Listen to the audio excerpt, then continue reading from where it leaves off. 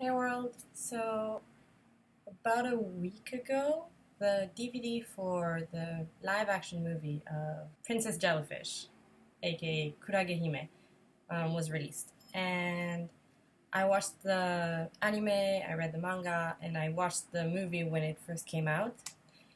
And I thought I would talk about it a little bit.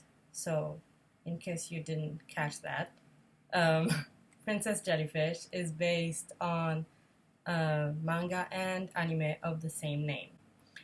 And it tells the story of this girl named Tsukimi, and she is obsessed with jellyfish. Like, obsessed, obsessed. Like, yeah.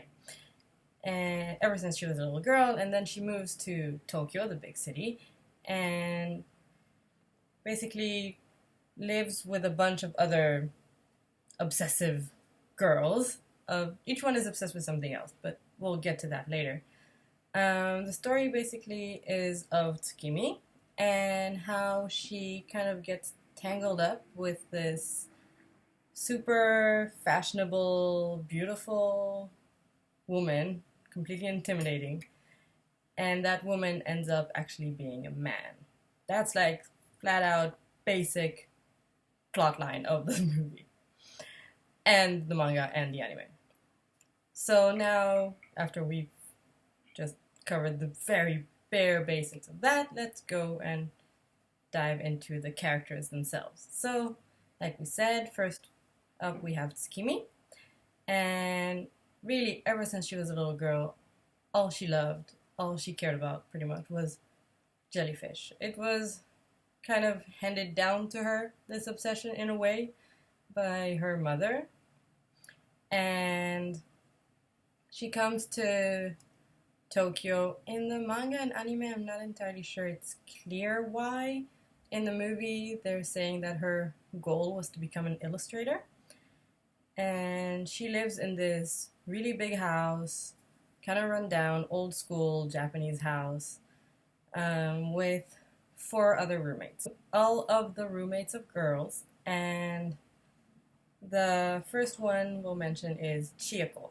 Chieko is the daughter of the house's owner, and she is absolutely obsessed with everything traditionally Japanese.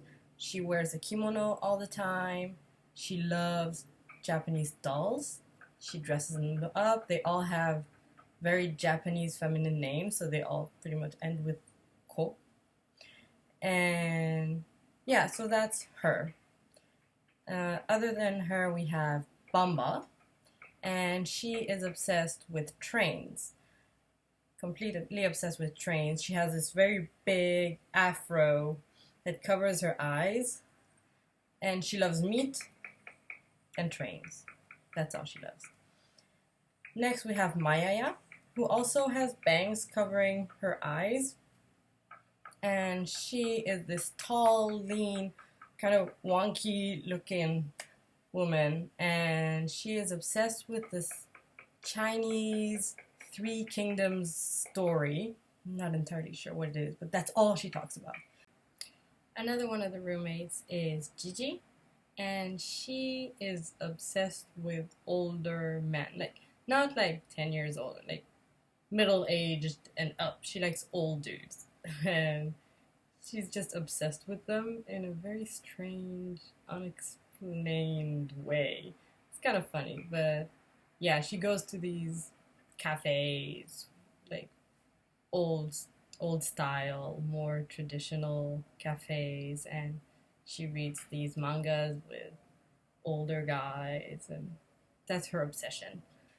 And finally, we have the very, very, very mysterious Meijiro.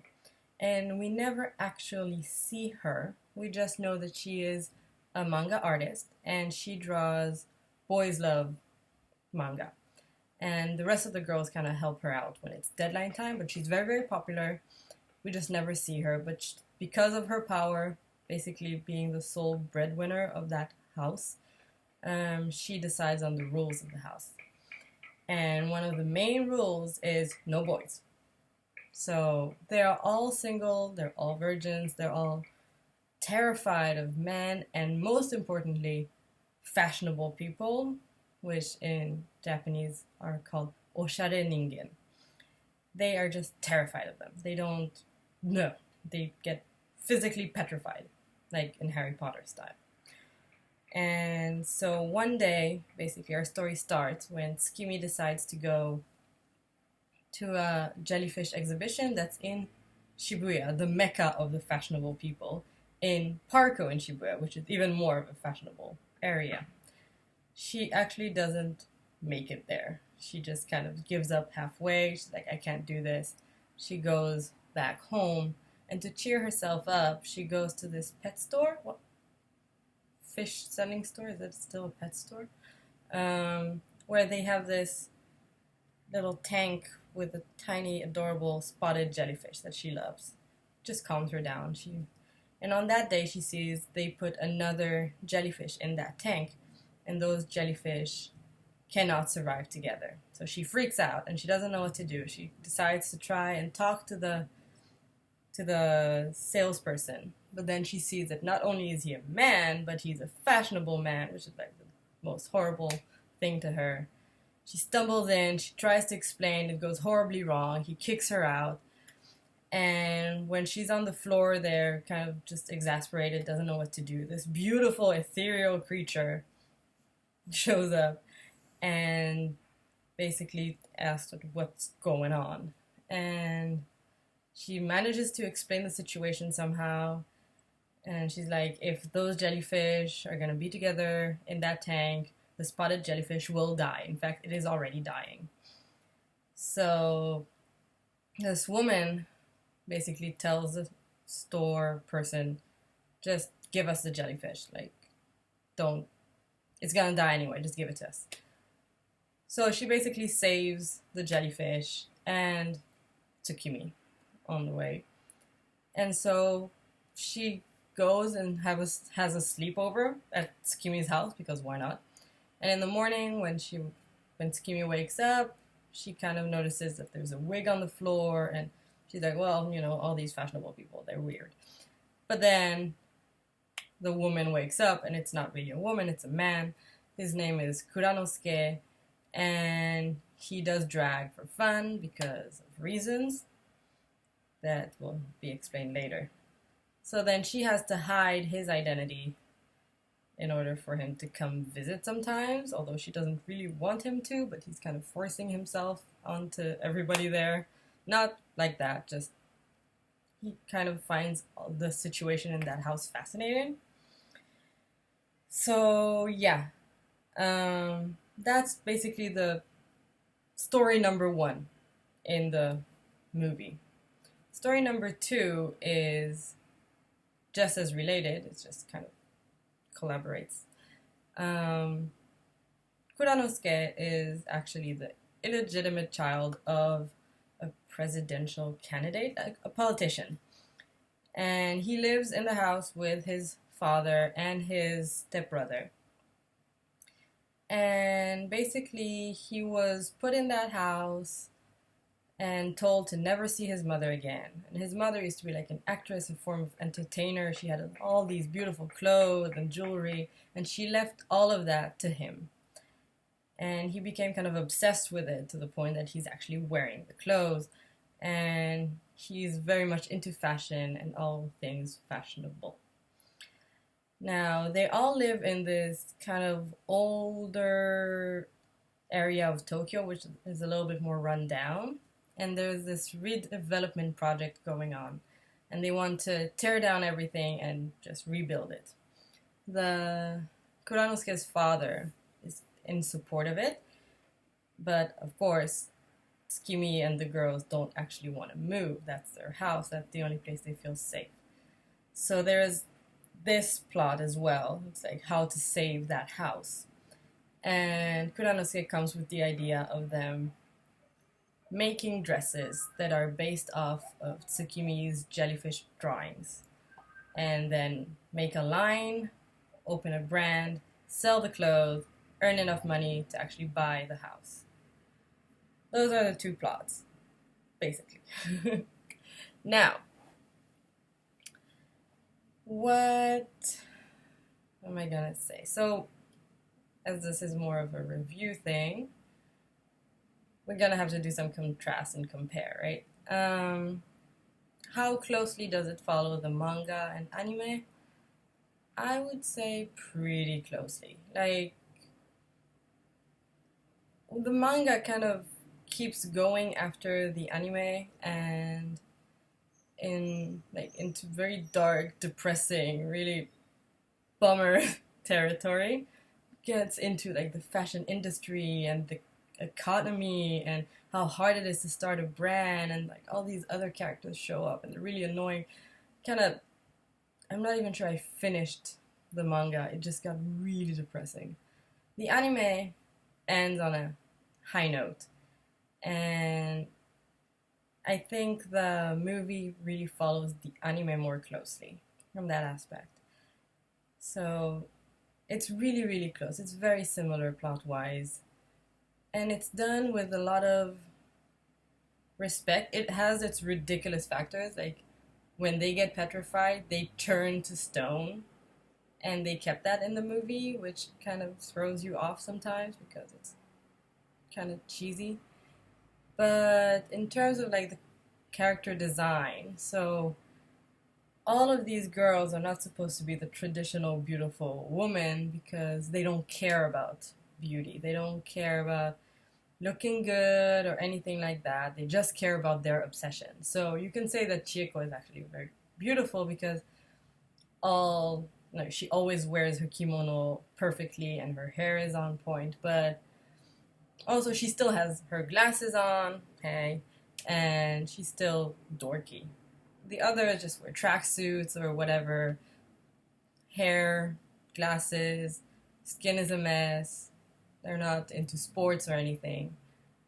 So in the anime and the manga, it feels more like Kuranosuke is trying to change them in a way, like to bring out their potential beauty. He does that for all of them. In the movie, it doesn't happen. So they're very much staying the same, except for Mayaya, who has to.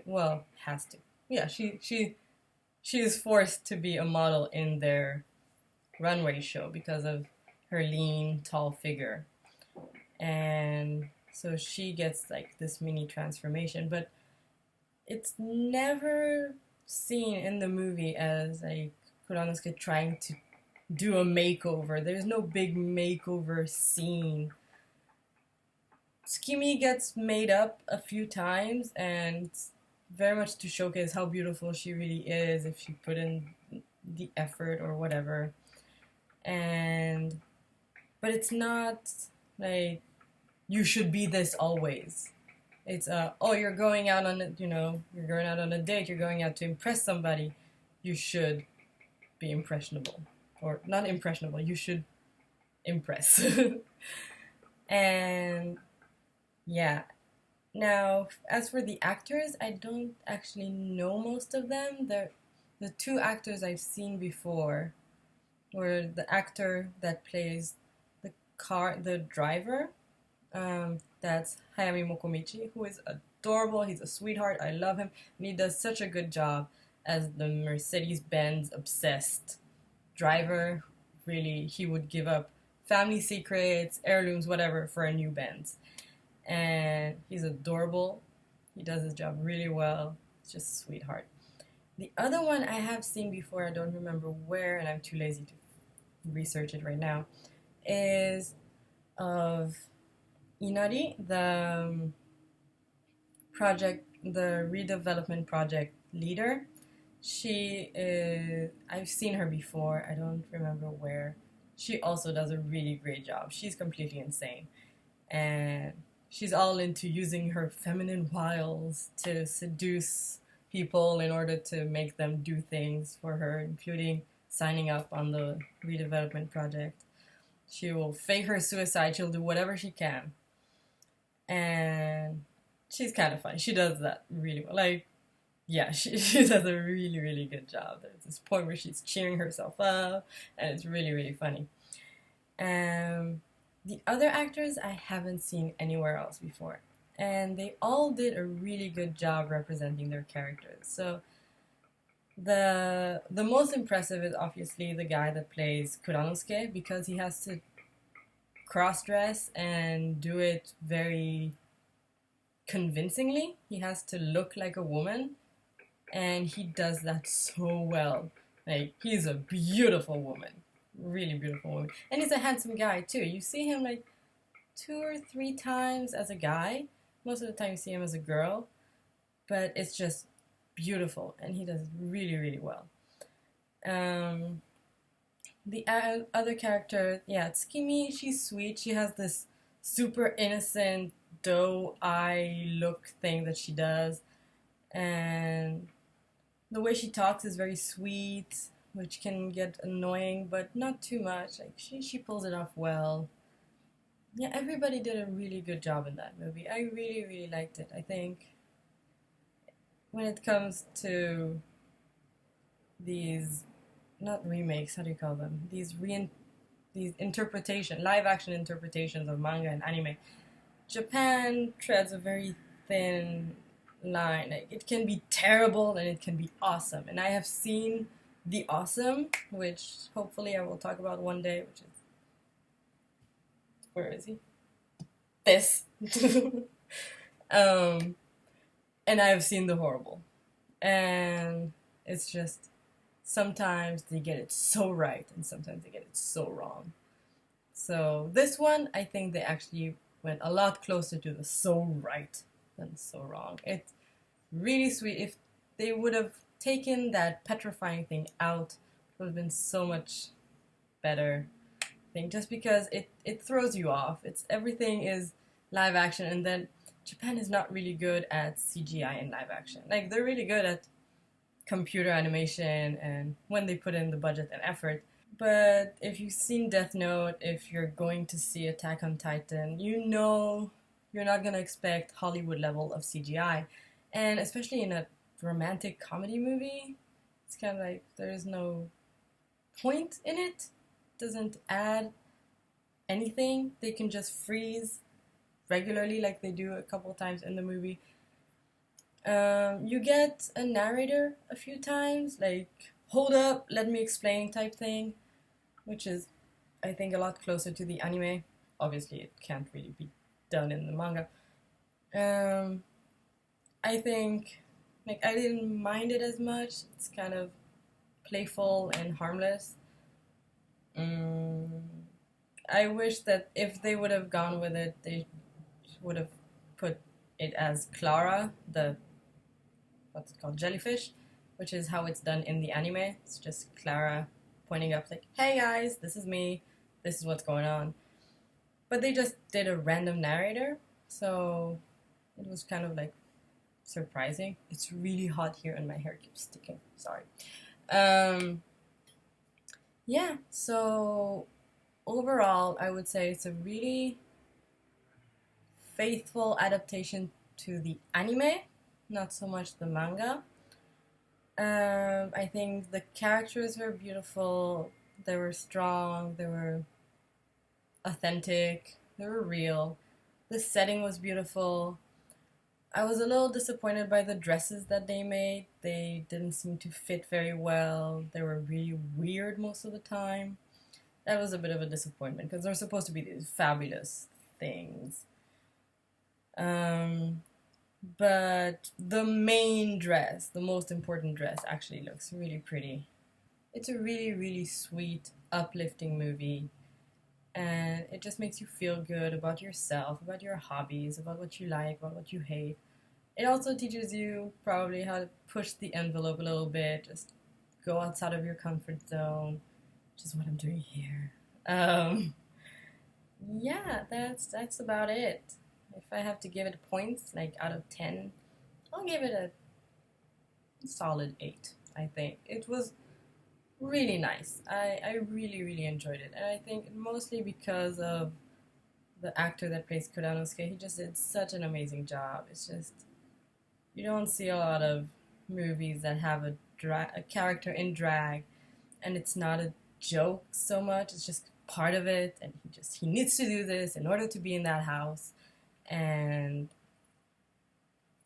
he does it like in the anime, no, in the manga, I think, like later on, there's just a point where they're just so hectic and he can't be bothered. He just put like a wig and a t-shirt, and, and people are like, "You're not really convincing anyone anymore." But it's just in the anime, it doesn't in in the anime, yeah, not in the anime, and not in the live action. It doesn't reach that point, but it does. Like, there are a lot of points where they're almost gonna find out, but they don't, and there's a whole scene that's actually really funny. That's just a recreation of Rose of Versailles, if you know that story, kind of to explain his situation, and that's just really funny. It's really cute. It's very much a Japanese movie, so it's a very different type of acting. If you've never watched a Japanese movie before, you might be like, "Oh my god, what is this?" But it's over the top, and it's supposed to be. That's kind of the point I'm trying to reach. Yeah, if you have any comments, questions, observations, whatever, this was my very, very, very first video review of a movie, and I thought it was a good idea to use Kuragehime because of the whole going out of your comfort zone thing. I hope you enjoyed. I hope it was not too spoilery. I tried not to give too much away. I'm sorry if I did. Yeah. If you like it, subscribe. I'm gonna try and do more of these. I'm definitely going to make a review of Attack on Titan, the live action. I have my ticket ready. I'm gonna watch it opening night, and I'll let you all know what's up. But yeah, in the meantime, this is it. See you.